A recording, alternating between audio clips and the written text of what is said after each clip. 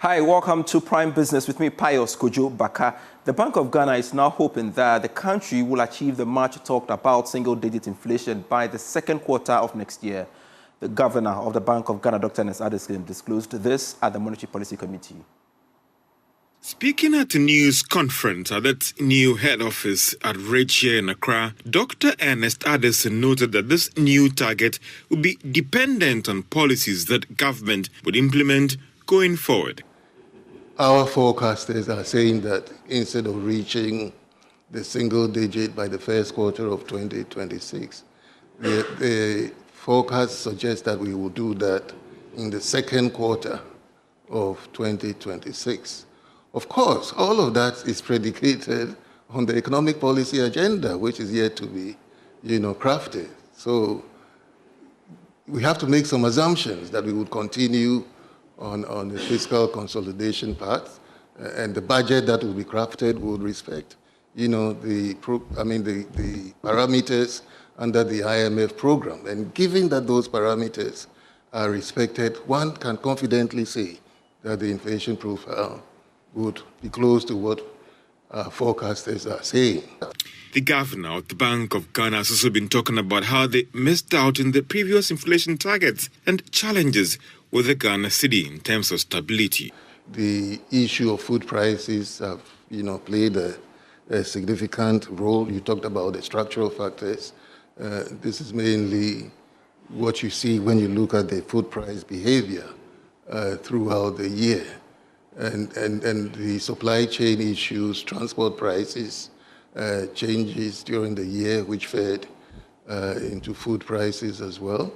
And then we also know that 2024 was an election year. And in every election year, the role of sentiments and expectations and those kinds of other things that you cannot easily quantify also drives the exchange rate. Dr. Ernest Addison has also been given some reasons why the debt stock has been going down since October last year. The decline in the public debt of 24 billion is not that significant anyway, but it shows that the extent of public borrowing has declined slightly.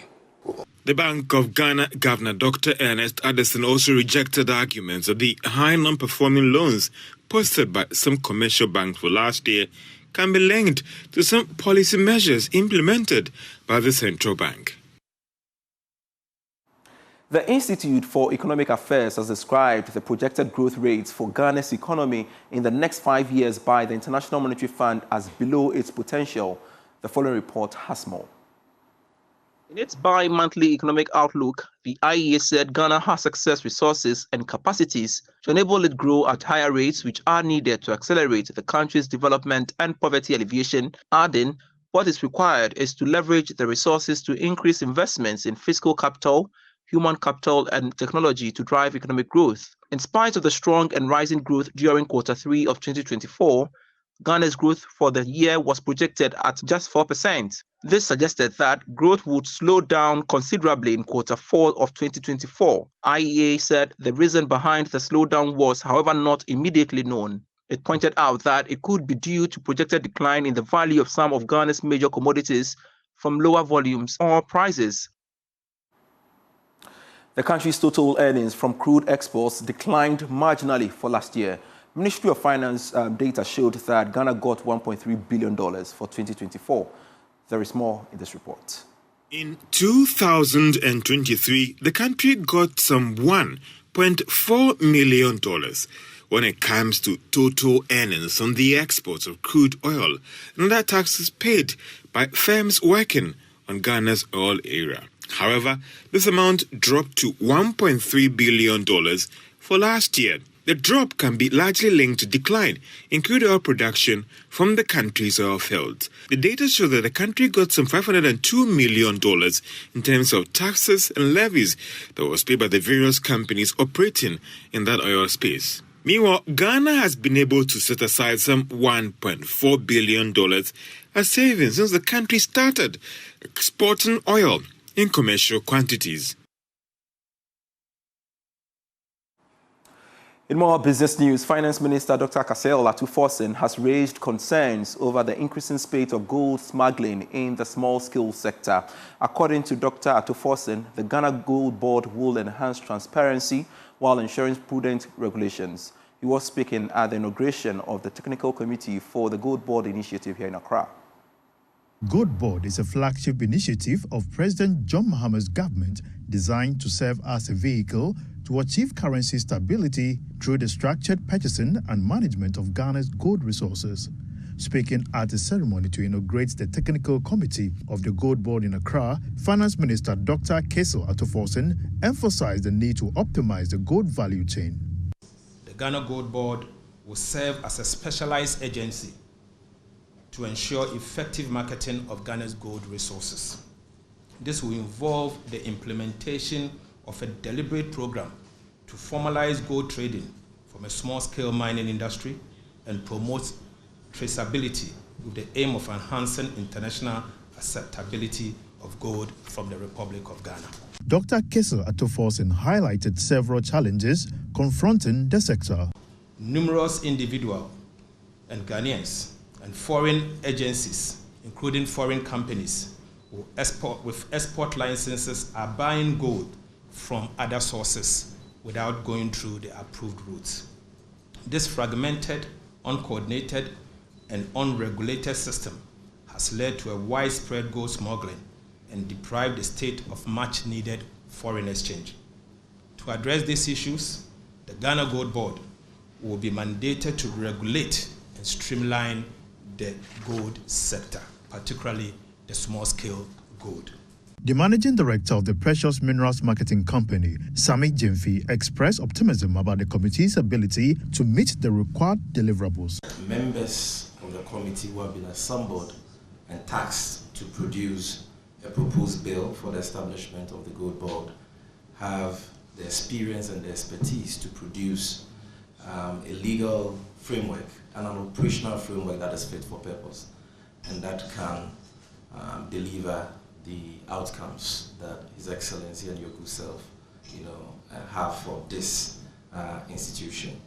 We call on all stakeholders to cooperate with us. We will be engaging them as part of the processes for the establishment of the Gold Board, and so there is no need for any apprehension at all. The Technical Committee of the Gold Board is composed of experts from various government agencies and consultants. They have been tasked with developing a proposed bill to ensure the commencement of business by March 8, 2025. The newly appointed Chief Executive of Ghana Cocoa Board, Dr. Randy Abbey, has stated that farmers will be priority in the financial issues of the board. He explained that there is an urgent need to redirect the finances of Cocoa Board to compensate farmers for cultivating the product. There is more in this report. Engaging stakeholders for the first time after his appointment, Dr. Randy Abbey told farmers they will be the focus of Cocoa Board. He assured that farmers will be constantly consulted to seek their input in decision-making. They are the practitioners. They've been involved in this for decades. And in every policy that we craft, in any decision that we take, we need to have their inputs. And so they ought to be central in our decision making, and we also need to prioritize their welfare. And so that's what I mean by putting the cocoa farmer at the center of what we do here. In addition to the plant, Dr. Abbey announced that he intends to start large-scale farming to help curtail the declining production.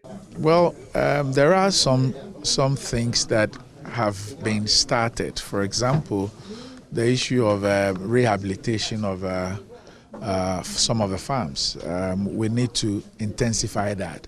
We first of all need to fully understand what is going on and to intensify it as well. We need to work together with the farmers to see how we can increase that. There's also the issue of also prioritizing large-scale farming. If you look at Cote d'Ivoire and some of the Southern American countries, there's a certain focus on large-scale farming. So yes, we have depended on our cocoa farmers who do a lot more small-scale for decades. I think that we also need to begin to prioritize large-scale farming whilst we're also looking at the aging farms. We are rehabilitating the diseased trees and all that. We need to seriously look at how we can incentivize people to collaborate with us to get into large-scale cocoa farming, to also augment what our hard-working farmers have done for this country for decades. The spokesperson of the Ghana Cocoa Coffee Shea Nut Farmers Association, Imoro Isifu Al-Hassan, outlined some areas that must be quickly looked at to restore growth in the cocoa sector. However, you have come at a time the cocoa, coffee and shea nut sectors are facing huge challenges that must be tackled immediately. The challenges include, but not limited to, declining production, low incomes for farmers, persistent threats from pests and disease on the farms. Another major threat that has significantly affected cocoa production is galamsey. These issues and others remain critical priorities for us, and we look forward to working closely with your office to tackle them effectively. Cocoa production, as you have indicated, is at its lowest ebb, unprecedented in the annals of cocoa production in Ghana. From a production level of over 1 million tons to below 500,000 tons as we speak is sickening. For production to sink this low calls for urgent need to tackle these challenges head on. The Association of Chartered Certified Accountants Ghana has held its annual new members induction and awards ceremony, welcoming 100 new members into the accounting profession. Here's a report. The event, which came off on Saturday, 25th January 2025, was held under the theme Accounting for the Future, celebrating finance talent of tomorrow, the Labadi Beach Hotel marking a significant milestone for the finance community in Ghana. In a welcome address, the chairperson of the Association of Chartered Certified Accounting Network in Ghana, Colonel Noble Kaldo Del Aloy, stressed the need for chartered accountants to uphold ethics and professionalism. He made a call in Accra after 100 chartered accountants were inducted. It is an event where we take the opportunity not only to celebrate them for the hard work done, but to acknowledge their qualification and to remind them of the values by which we are trained. ACCA lives by very high standards of professionalism and ethics, and we have certain professional standards that our members are supposed to live by, so that they are not just ordinary accountants, but they are chartered accountants, meaning that their qualification puts them to a higher level of performance, ethics, and obligation to a set of rules and regulations that you cannot drop off. And if you drop off that, your membership is put to question, and the body. The event also served as a platform to recognize about 53 inductees who outshined globally and first in Ghana. They received various prizes for their exceptional performance in ACCA examinations. The ceremony concluded with a sense of optimism and anticipation for the future as the new inductees pledged to uphold the highest standards of professionalism and integrity in their careers. From one profession to the other, the president of the Project Management Institute Ghana, Frank Owusu Asamoah, has urged the government to prioritize collaboration to ensure efficiency in the execution of strategic policy projects. Speaking on the sidelines of the swearing-in ceremony of the newly elected board for the institute, Mr. Asamoah emphasized the importance of engaging project managers for national development. More in this report. Government projects are the backbone of national development, from infrastructure to healthcare, education, and beyond. These initiatives are designed to improve the lives of citizens and propel the nation forward. However, inefficiencies in planning, execution, and monitoring often lead to delays and cost overruns. Speaking at the swearing-in ceremony of the newly elected board for the Project Management Institute, the president of the institute, Frank Owusu Asamoah, emphasized the need for collaboration to enhance efficiency of government's projects. We are ready to partner with government in order to positively impact the national economy. There are projects that are ongoing nationally, and we know that this new government, as well as the XY government, have all been talking about how to have efficiency in the management of our public projects. And we stand ready to partner with government in order to infuse some efficiency by way of the training and the expertise that our members have. The immediate past president of the institute, Jumoke Lafenwa, highlighted the critical role of experts in providing oversight for projects. We have different methodologies of executing projects depending on the different mix that make up the project. So adaptive, predictive, or the combination.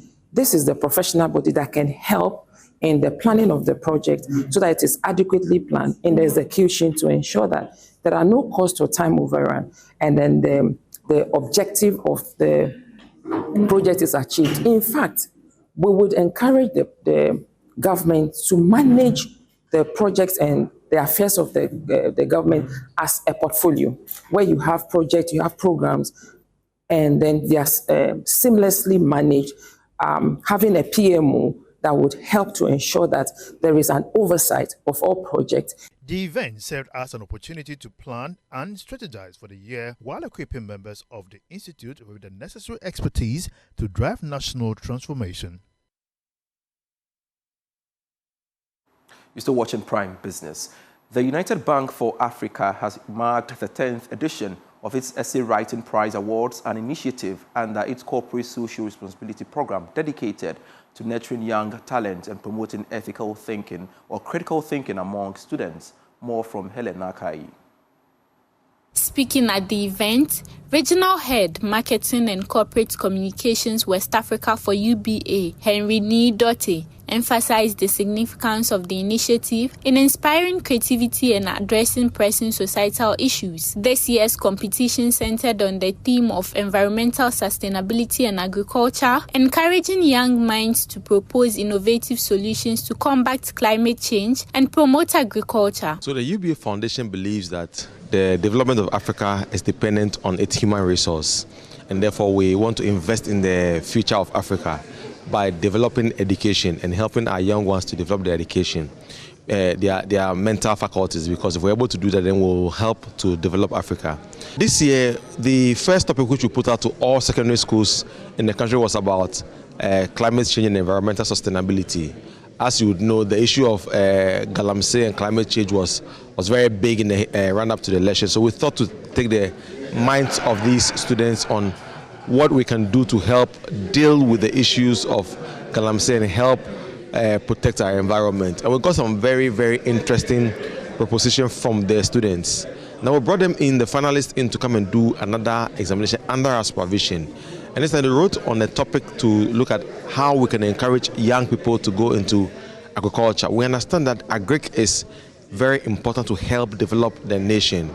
And if we can get our young people to change their attitude about, or their mentality about agriculture, to say it's not for the dropouts, but people with knowledge and education can go into agric to help mechanize it, get into large-scale farming to help develop our nation, will be good. So we gave them a topic to look at how we can encourage the youth to go into agriculture, and amazing feedback that we got from these students. So we've taken this up and want to share with policymakers to look at some of the ideas that these students came up with in their essays and how they can leverage on some of them to help the nation. The winner of the competition, Janita Goba of Legacy Girls College, revealed some practical ways the youth can drive sustainable practices and contribute to a greener future. Expressing gratitude to UBA, she shared how the recognition and the accompanying award will support her education and empower her to achieve her academic goals. So as a start, we can switch to environmentally friendly methods,